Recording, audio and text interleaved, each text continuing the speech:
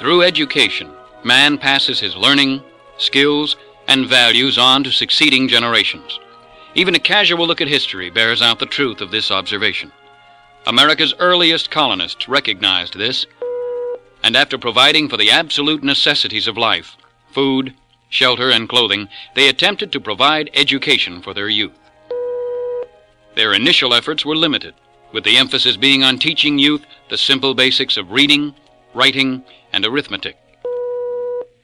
With the founding of this nation based on the premise that man can live and prosper as a free individual, the need for education became critical, because better educated individuals are better prepared to exercise and protect their freedoms. During the early decades of the new nation's history, most of the schools were church-related and supported by the churches. The other schools received financial support from donations and sometimes their local government. But the major responsibility for financial support of these schools lay with the parents of the children attending. The parents of these children accepted the burden, for they realized that they could control the kind of education a school was providing to their children only if they were the financial support of the school.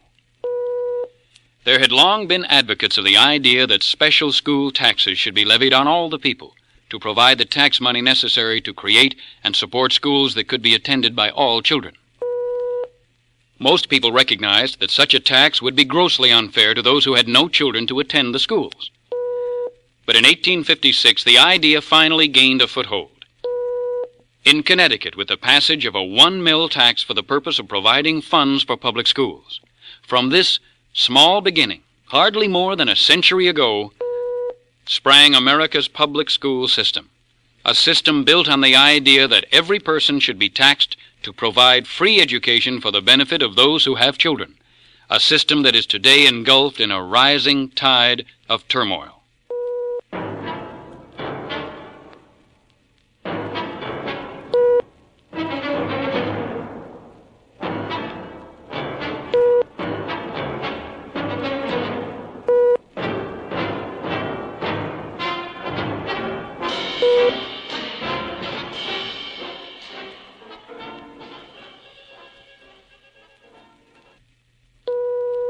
Greater Los Angeles covers a vast area in Southern California, and in addition to the city of Los Angeles includes over 70 other separate municipalities.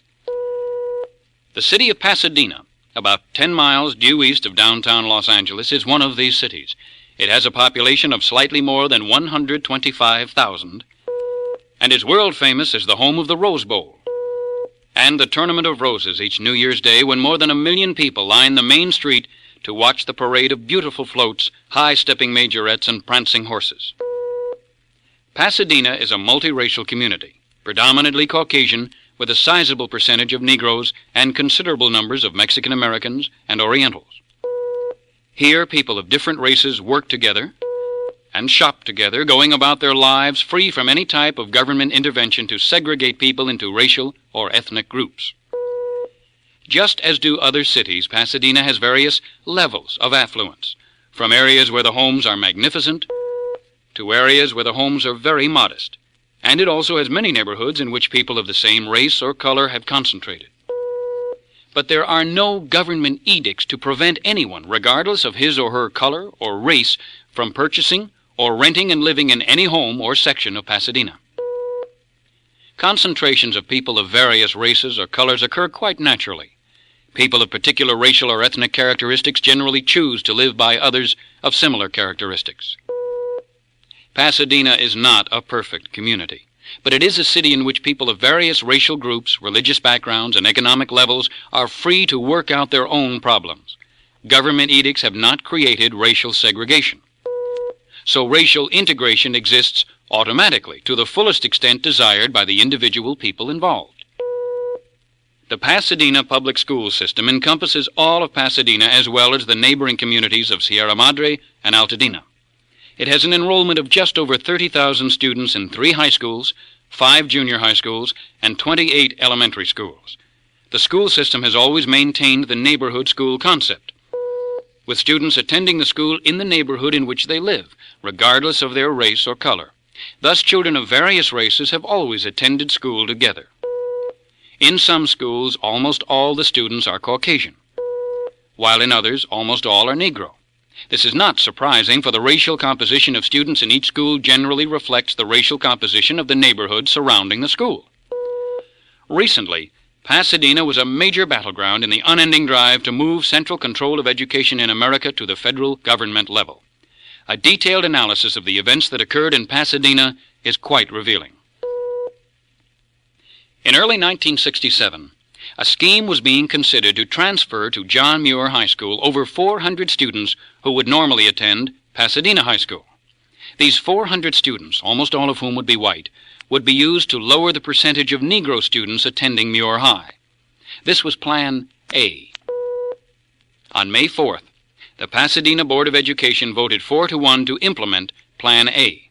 This occurred just 12 days before a school board election in which two of those favoring Plan A were not even seeking re-election.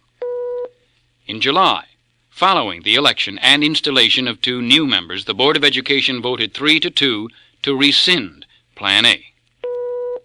A few days later, James E. Spangler, Jr., Wilton A. Clark, and Skipper Rostker, parents of students in Pasadena schools, filed a suit to force the Pasadena School Board to put Plan A into effect. Their suit was filed in Superior Court of the State of California for the County of Los Angeles, but in August, the court denied their request for an injunction against the Pasadena School Board, and thus Plan A was not put into effect. In May 1968, the Pasadena School District was visited by a team of investigators from the Civil Rights Office of the Department of Health, Education, and Welfare, who conducted a routine survey. Then in June, just 1 month later, another team of investigators came to make a follow-up study. Each time, the agents from the huge HEW bureaucracy in Washington, D.C. received complete cooperation from local school officials. 2 months later, in August, the same three parents, Spangler, Clark, and Rostker, again filed charges against members of the Pasadena School Board, but this time charging violation of their children's civil rights, which enabled them to file their suit in the United States District Court for the Central District of California. The case was assigned to Judge Manuel Real, who until his November 1966 appointment to the bench by President Johnson had been with the U.S. Justice Department. In fact, head of the U.S. government's legal staff in the district, including Los Angeles.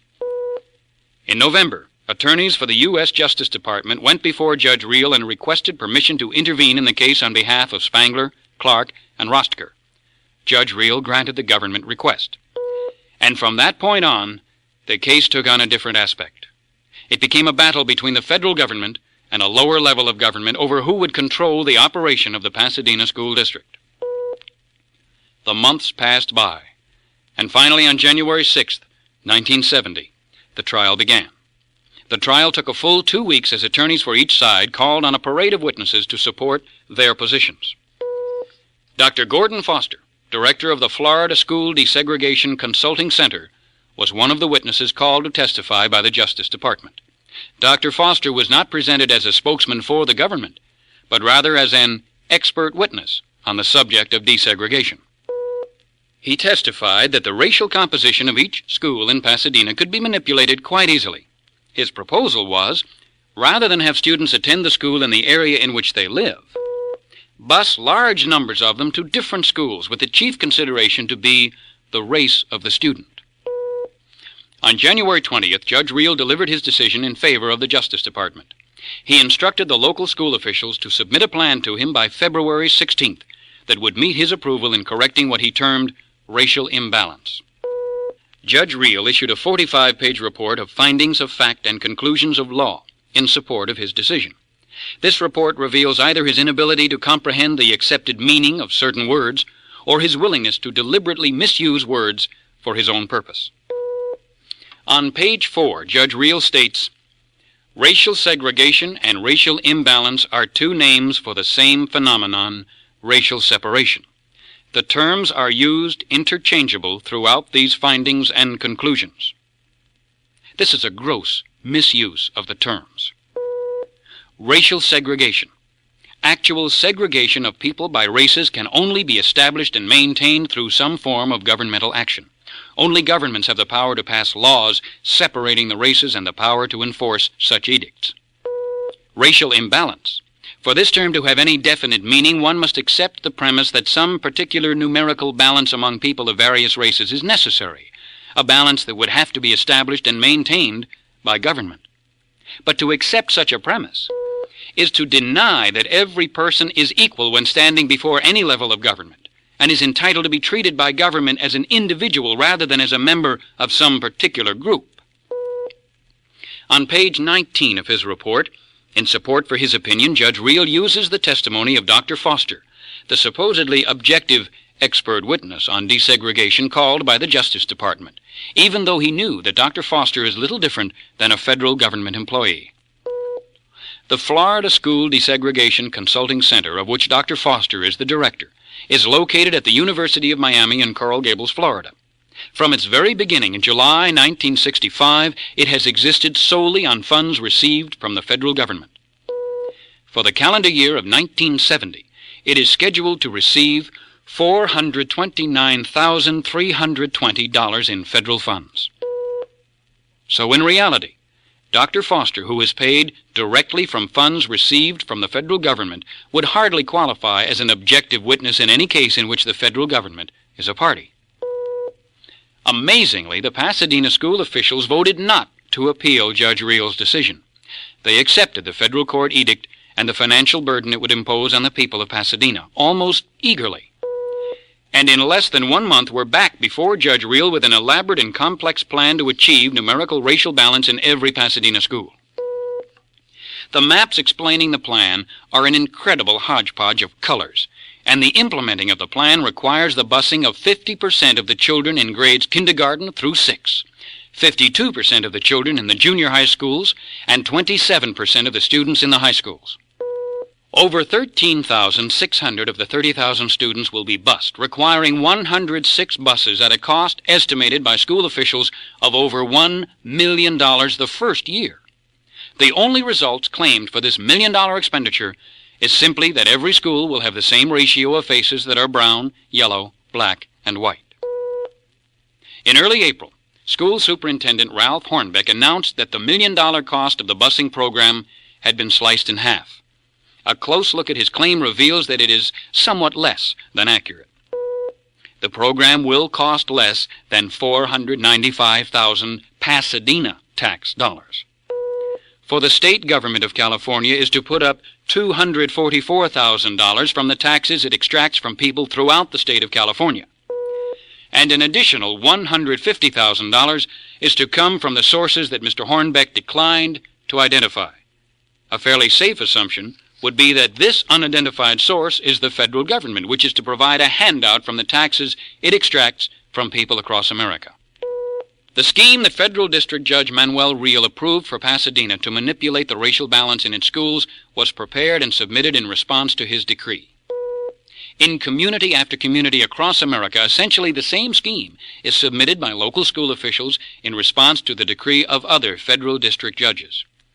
The search for an explanation of these coincidences uncovers some very interesting information.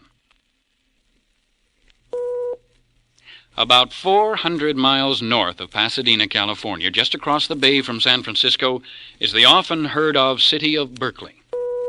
Berkeley is an attractive city, and although it has a population of over 100,000, the community is dominated by the University of California, Berkeley campus, with its faculty of over 2,300, more than 5,000 other employees, and over 28,000 students.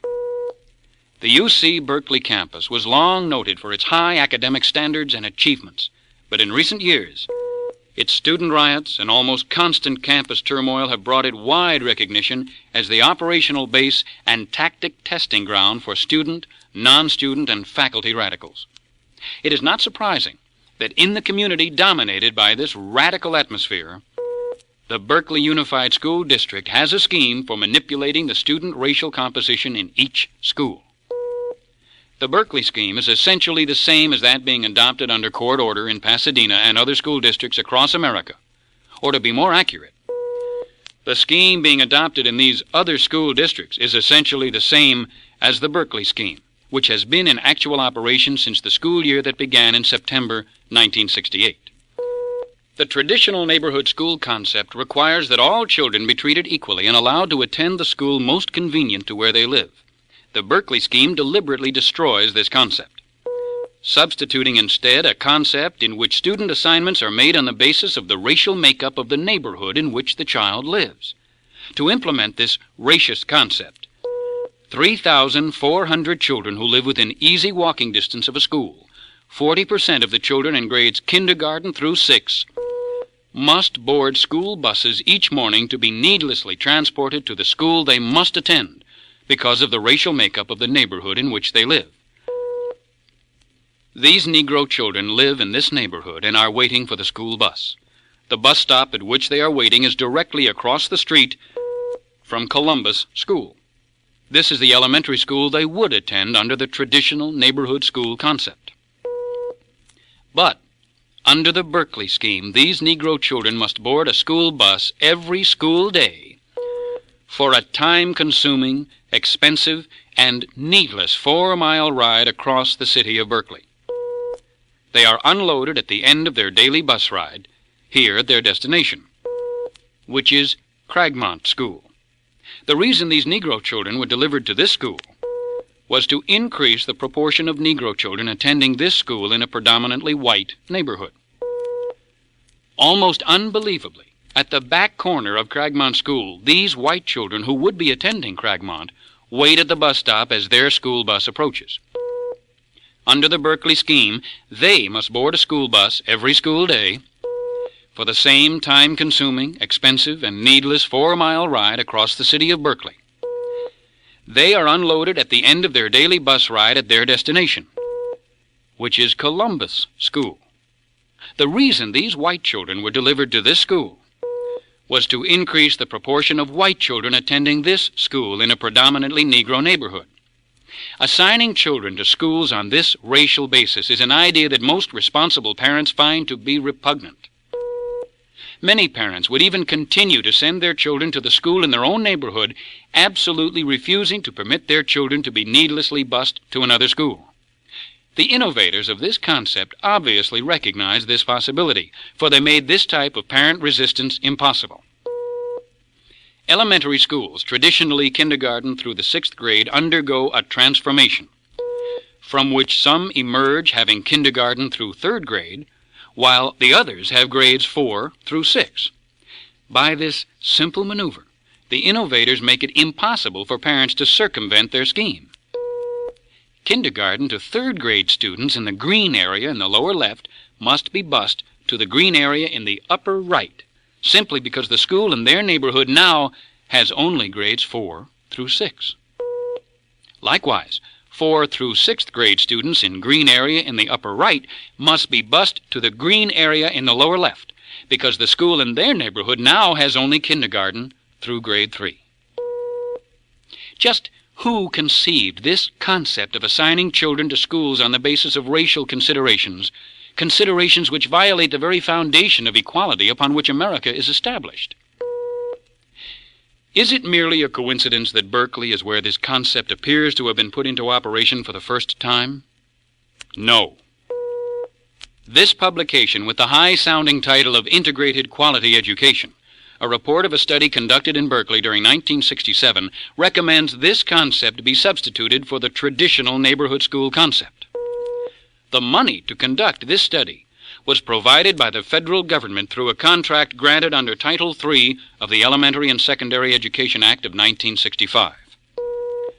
Berkeley school district officials sent their application for this study to the U.S. Office of Education in Washington, D.C. on January 19, 1967.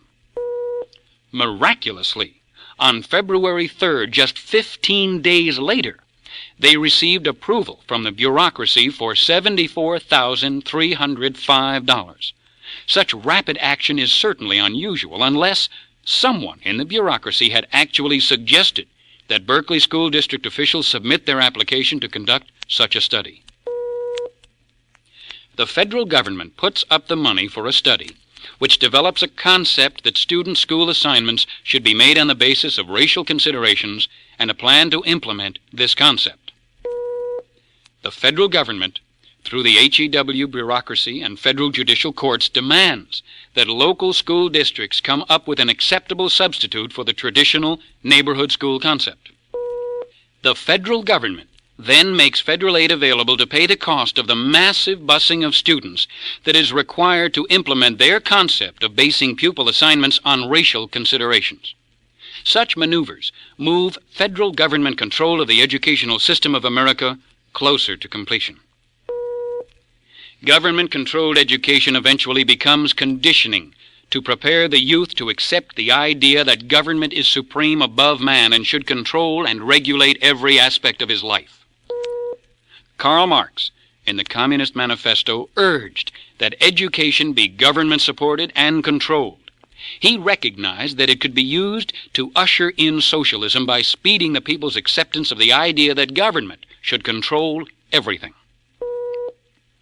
The drafters of the Constitution deliberately sought to prevent the government they were creating from ever being able to exert control over the education of the people. For they did not write into the Constitution any provision for the federal government to even participate in the creating, maintaining, or regulating of educational facilities in any state in the Union. Despite the absence of constitutional authorization, the Congress began to provide subsidies for education, first for specialized types of education above the high school level, and then, early in the 1900s, for vocational education in elementary and secondary schools.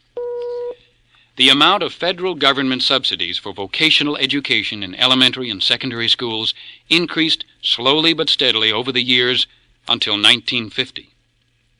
In that fiscal year, it totaled $26.6 million.